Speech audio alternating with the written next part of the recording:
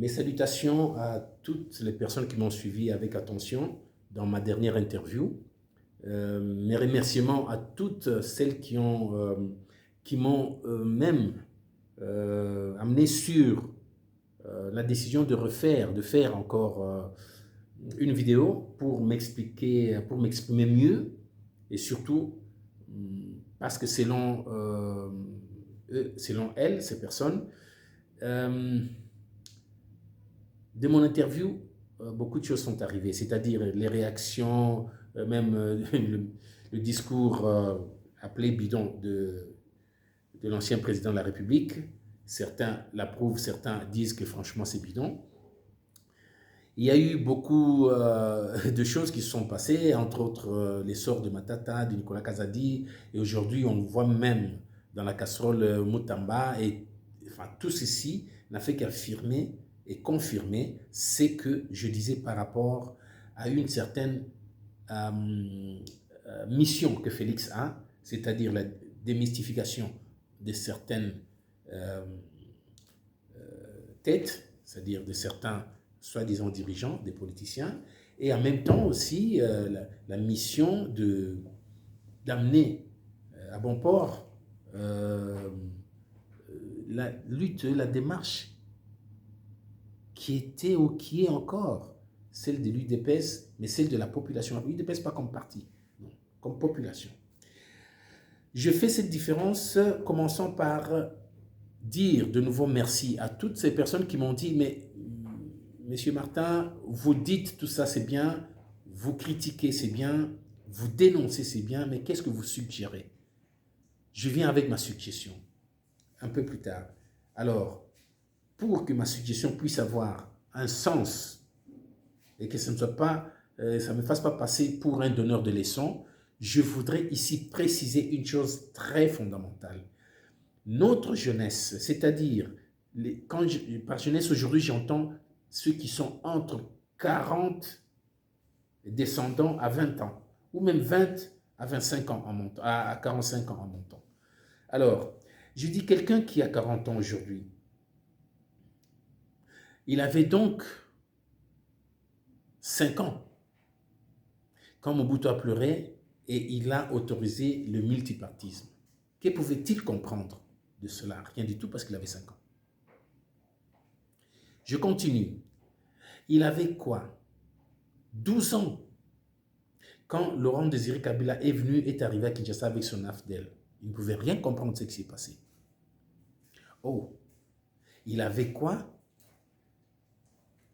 15-16 ans quand Laurent Désiré Kabila a été tué pour que les autres prennent le pouvoir, c'est-à-dire le coup d'État de 2001.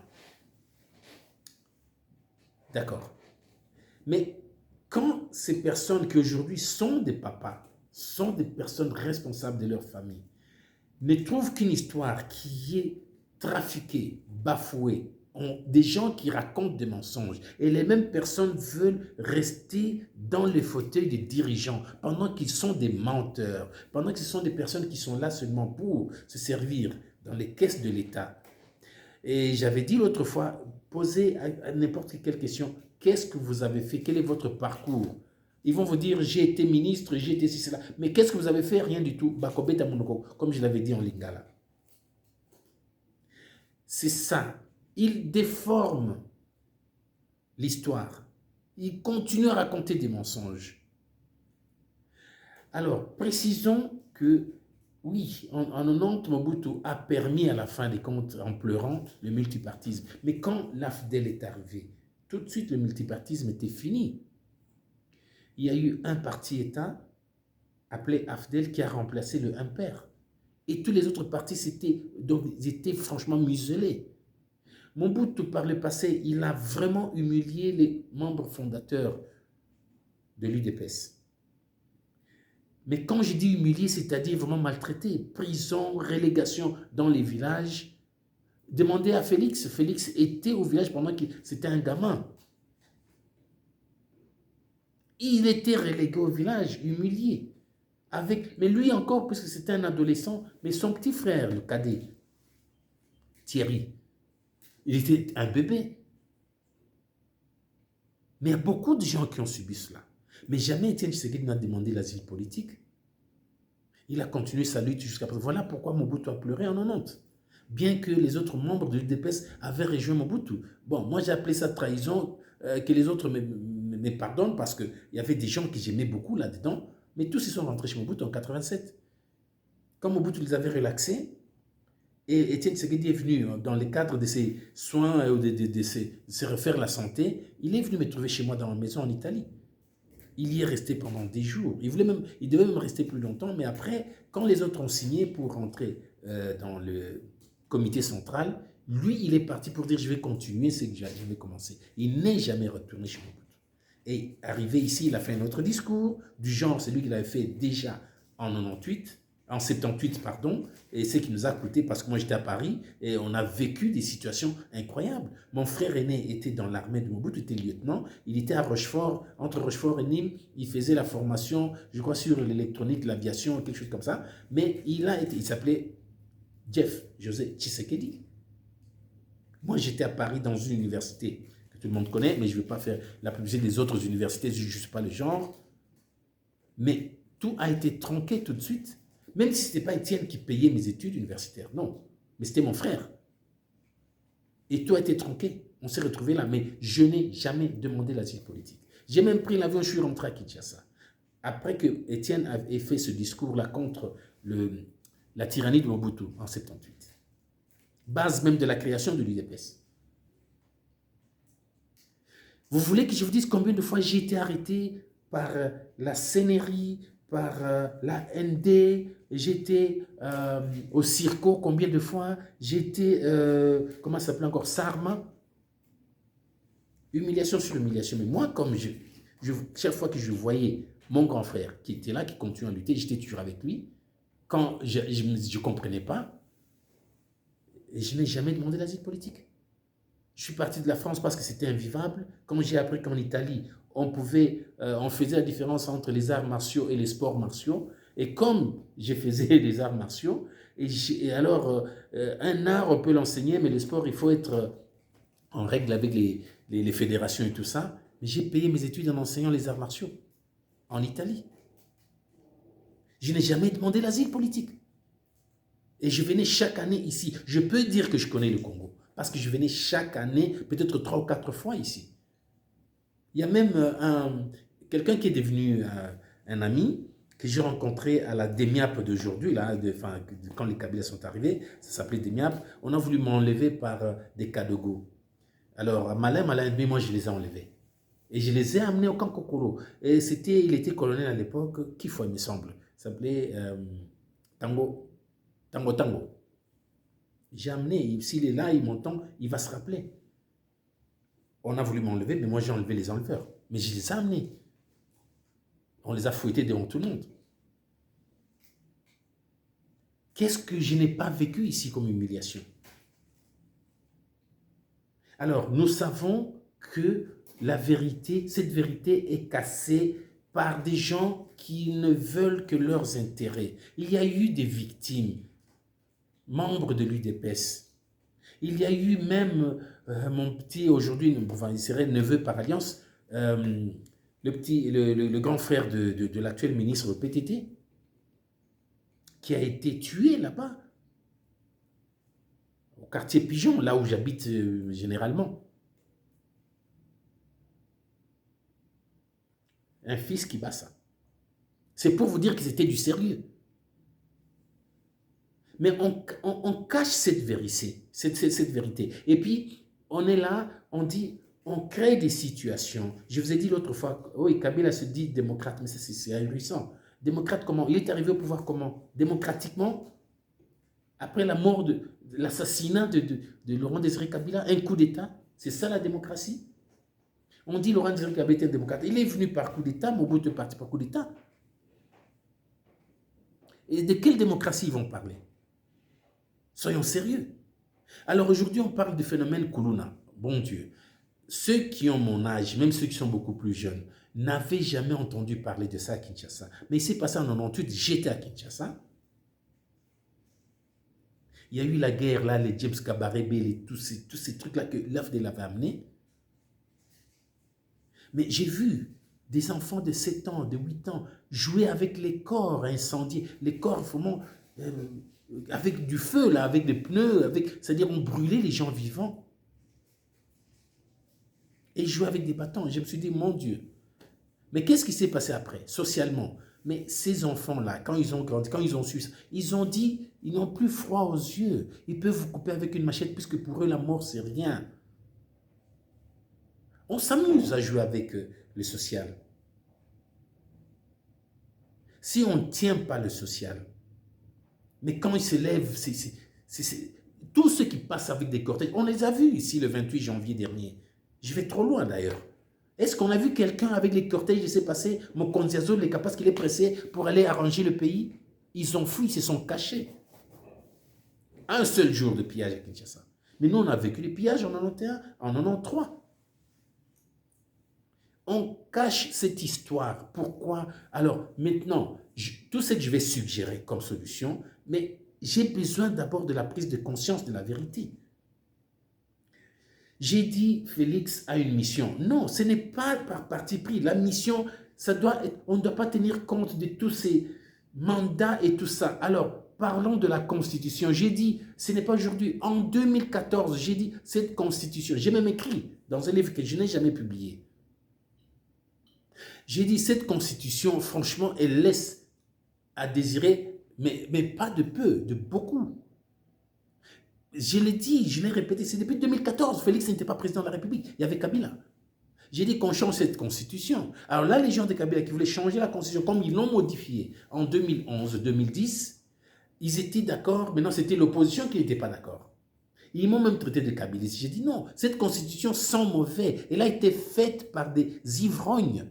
J'ai démontré, même le premier article, dès la première phrase, il y a une faute grave, qui est un mensonge, qui dit que nos frontières ont été faites le 30 juin 1960, parce qu'en français, ils se disent, parlent bien français, la République démocratique du Congo, dans ses frontières du 30 juin 1900. Mais attendez un peu, les frontières du 30 juin ou bien les frontières au 30 juin? Parce que le 30 juin, il y avait déjà ces frontières qui étaient tracées en 1885, entre 84 et 85.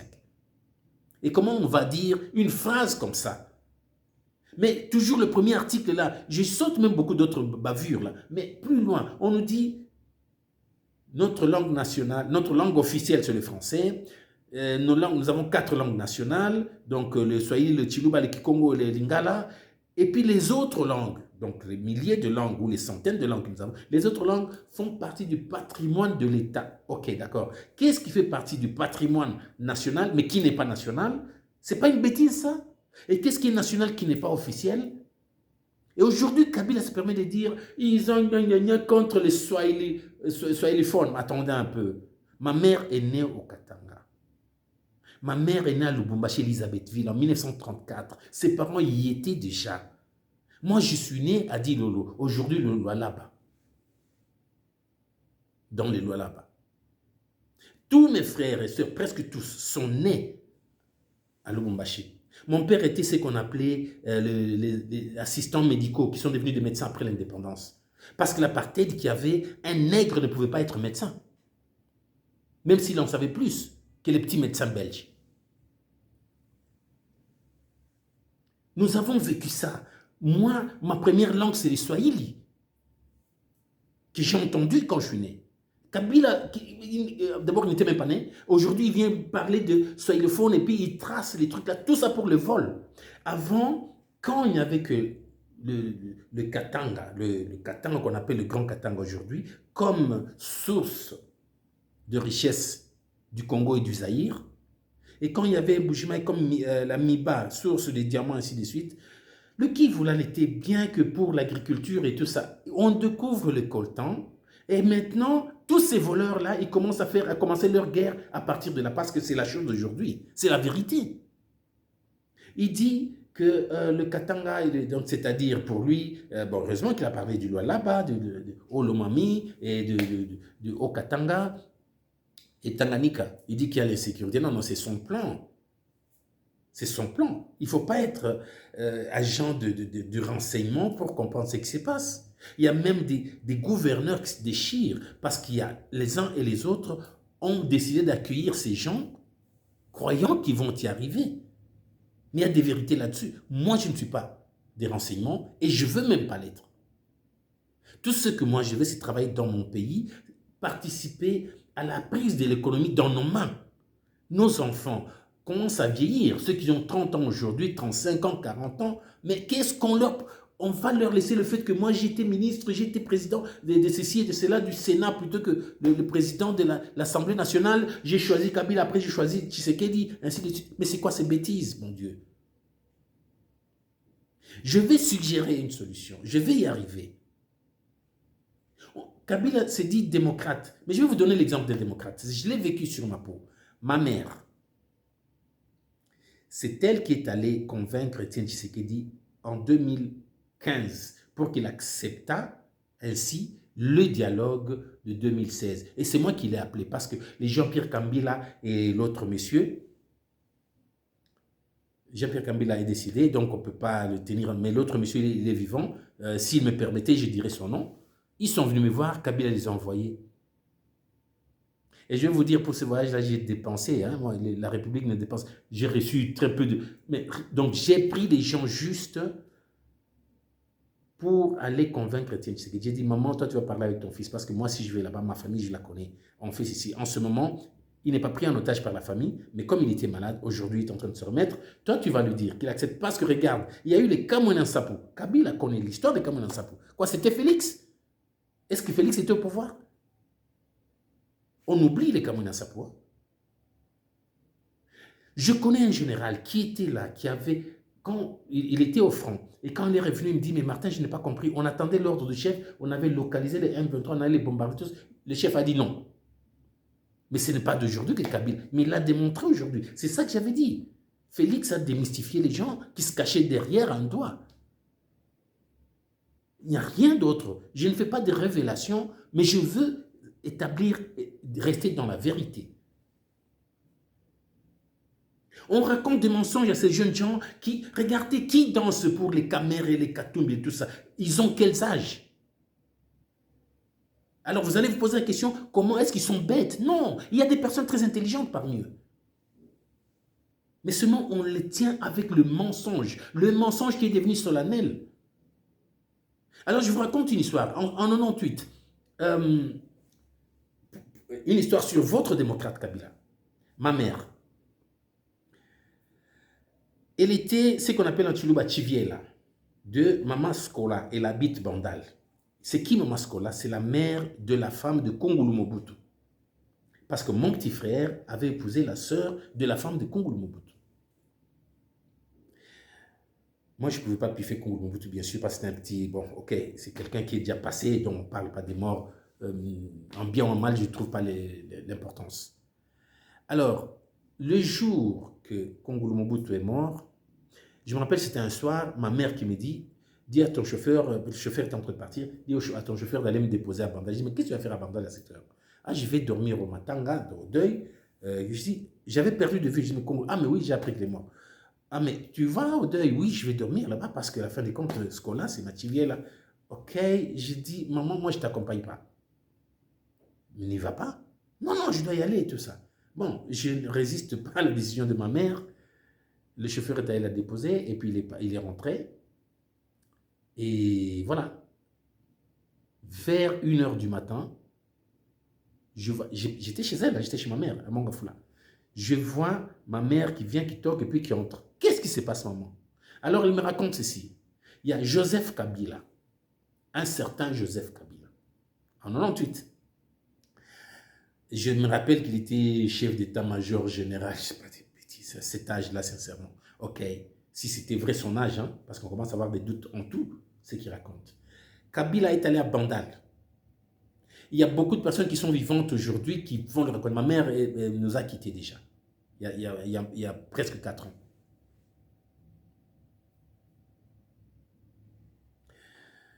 Kabila est arrivé.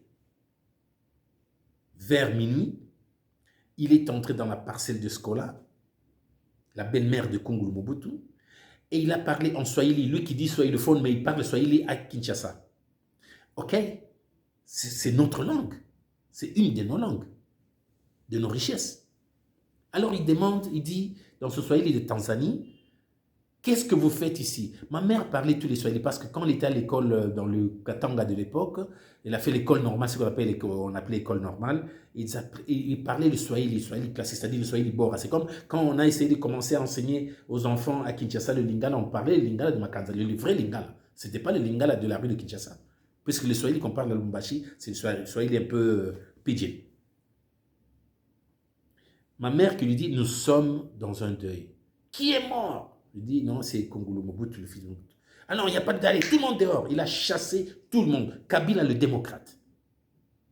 Et ma mère qui rentre là vers 1h du matin, elle me raconte, bon, la première chose, moi, je me suis mis à rire. Je rigole, maman, je t'avais dit de ne pas y aller.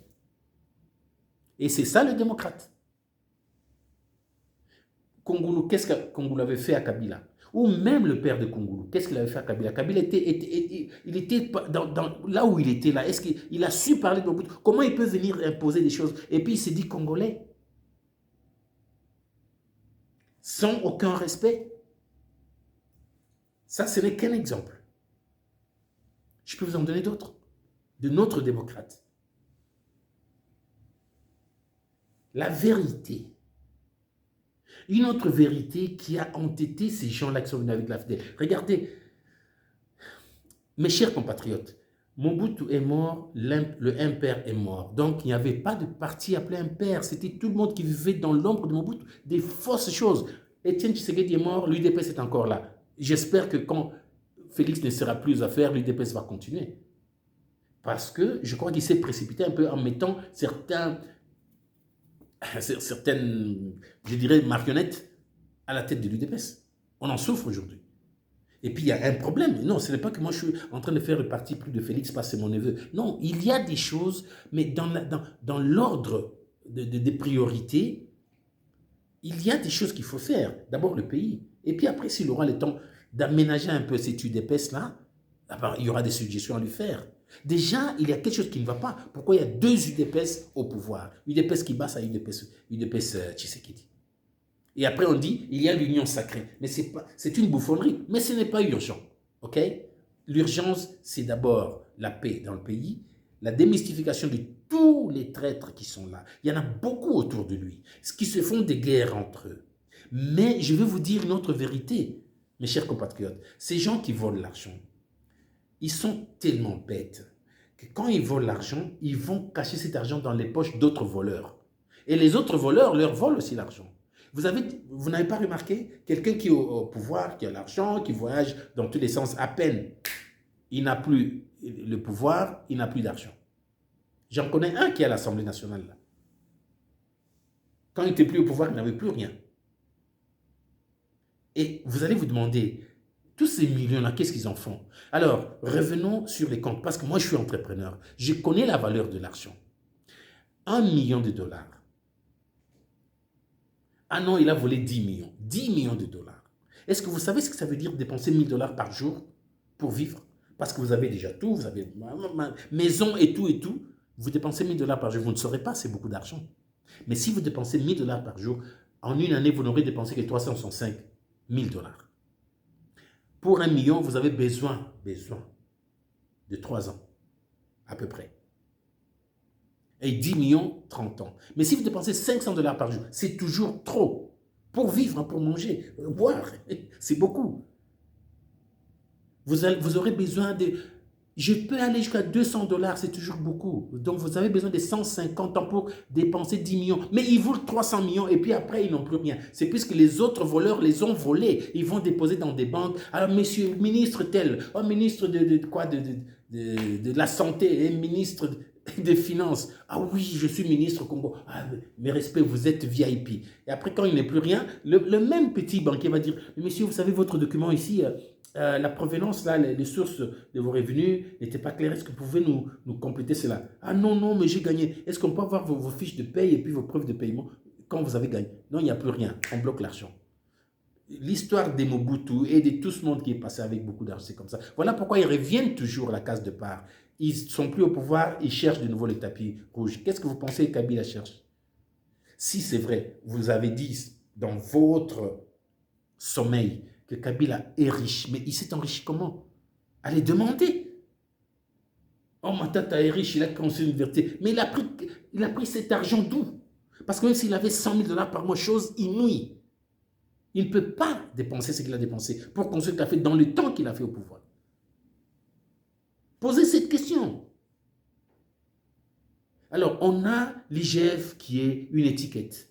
On a tous ces renseignements qui ne sont... Voilà pourquoi je me suis dit, je me mets à la conscience de nos jeunes enfants, parce que je suis leur père. Je suis oncle de Félix, ce n'est pas pour rien. Félix a une mission. Si Félix sent que cette mission, il ne va pas l'accomplir, alors il doit quitter. Mais la mission, ce n'est pas celle de dire on va respecter quelque chose de bafoué comme notre constitution. Ce n'est pas ça la mission. La mission, ce n'est pas qu'on va respecter l'ordre qui a été établi par des voleurs précédents. Ce n'est pas ça la mission. La mission, d'abord, c'est démasquer tout. C'est ça que son père appelait les antivaleurs. Lui-même, il a dit, je vais déboulonner. Alors, c'est ça la mission. Une fois qu'on a un credo, il y a des personnes intelligentes dans ce pays. Ce n'est pas les mêmes... Écoutez, ils appellent au dialogue maintenant de nouveau. C'est quoi le dialogue? Ah, on va à la sensibilité, on va à la gauche, à droite, ainsi de suite. Non, le dialogue, parce que les autres rebelles, entre guillemets, ils ne vont pas accepter de dialoguer là où... Parce qu'ils ont pris les armes, ils sont accusés, ils sont... OK, ils vont aller faire le dialogue où ça? Sur la Lune. Et ils sont nombreux. Dialogue en français, essayez de comprendre ces mots. Entre deux parties, deux personnes normalement, mais entre deux parties. Mais là, on va faire le dialogue. Il y aura la société civile, il y aura la société civile gauche, la société civile droite. L'église d'abord est déchirée. Tous des chrétiens, mais il y a les chrétiens catholiques, les chrétiens semi-catholiques, les chrétiens protestants et tout ça. Mais ce sont des bêtises. Et puis après, on va mettre les kimbanguistes. Les dialogues, c'est quoi? Et puis, ils appellent plus, ils se disent, nous sommes des forces, des forces quoi, sociales ou je sais pas quoi là. Mais attendez, vous êtes quoi? Parce que vous rassemblez des gens là qui ne font que danser pour vous, parce qu'il n'y a pas de distraction. C'est parti de Mobutu. Au moins, à l'époque de Mobutu, nous, on allait au cinéma. Mais aujourd'hui, il n'y a pas de cinéma, il n'y a rien. Il n'y a que le bar, on boit, et puis on danse pour les politiciens. On reste là, Tala Kabila Aleki, Tala Tshisekedi Aleki. Ce sont des bêtises. Alors, vous êtes là, vous vivez dans l'ombre des gens. J'appelle ces jeunes gens. Écoutez-moi, s'il vous plaît. Ma suggestion, après tout ce que je viens de dire, elle est très simple et très claire. Ces gens-là, que Félix est en train de démystifier, j'ai dit, il démystifie tous les politiciens, y compris lui-même. Mais lui, il a une mission. Et il est en train de l'accomplir. Ces gens-là ont peur d'une chose, les sanctions. Les sanctions internationales, ils ont peur. Même les Kagame, là, quand il y a un centenaire, ils commencent à pleurnicher. Alors nous, en personnes intelligentes, même si les autres idiots, excusez-moi le terme, je ne veux pas tellement insulter, mais l'idiotie, ce n'est pas une insulte. Hein? Parce qu'on peut se dire, qu'est-ce que j'ai été idiot? Voilà. Alors, ce n'est pas une insulte, on ne s'insulte pas soi-même. C'est un constat. Mais ils nous appellent les communs des mortels. Parce que eux, ce sont les propres d'immortels. C'est-à-dire provisoirement éternels. Provisoirement éternels. Ces gens-là, j'ai entendu Nicolas Kazak dire les communs des mortels, on va parler pour eux. J'ai entendu Matata, non, tout ça. Ils parlent des choses qu'ils ne comprennent même pas. Alors nous, les soi-disant communs des mortels, non communs des mortels, non propres des immortels. Nous allons adopter une résolution. Pensons sincèrement, écrivez-moi si vous voulez, pensons sérieusement aux sanctions internes. Parce que les sanctions internationales, ils ont peur des sanctions. Alors, en quoi peuvent consister les sanctions internes? Ma suggestion est la suivante. Sans aller contre le bon sens de ce qui devrait être la loi, utilisons le bon sens de ce qui est la loi. Qu'est-ce que je veux dire par là?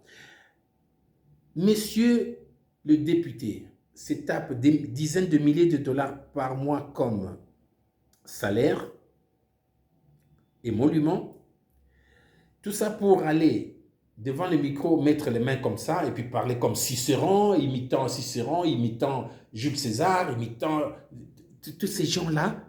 Alors, ces gens, ils font du théâtre. Aujourd'hui, on a vu, les théâtres viennent de passer là sur l'histoire du ministre de la Justice. On a eu des bêtises sur l'histoire même de Kabila, des humilités et tout ça. Alors, ils sont là, ils font quoi? Ils sont payés pour ce théâtre-là? ok?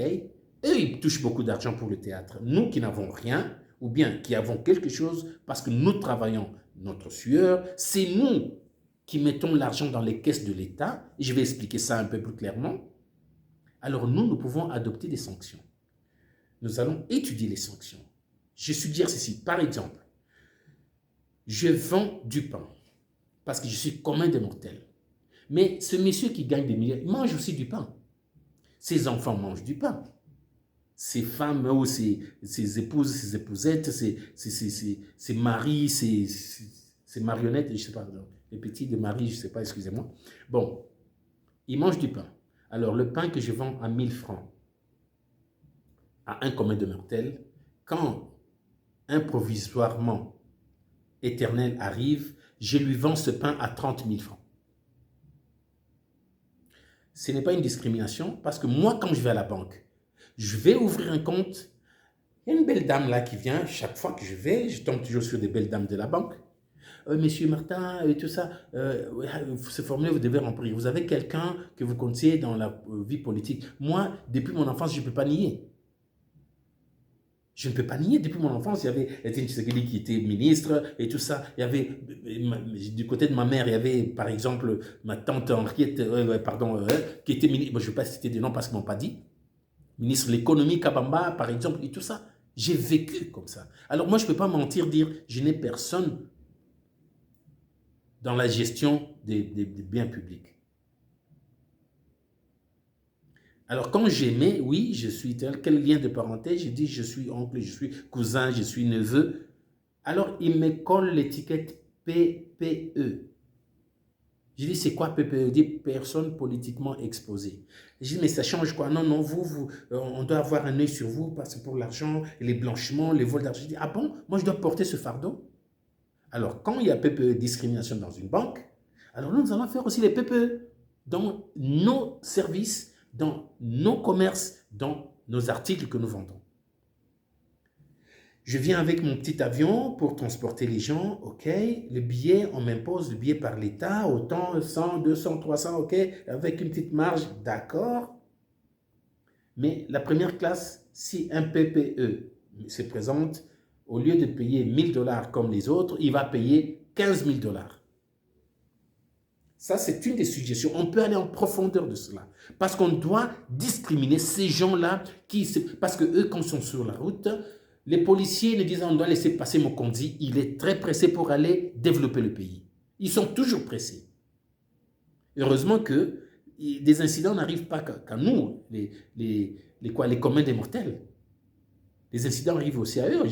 On a entendu là les gardes du corps de la dame première ministre, si j'ai compris, qui ont tabassé à mort un autre policier. Les incidents arrivent de partout.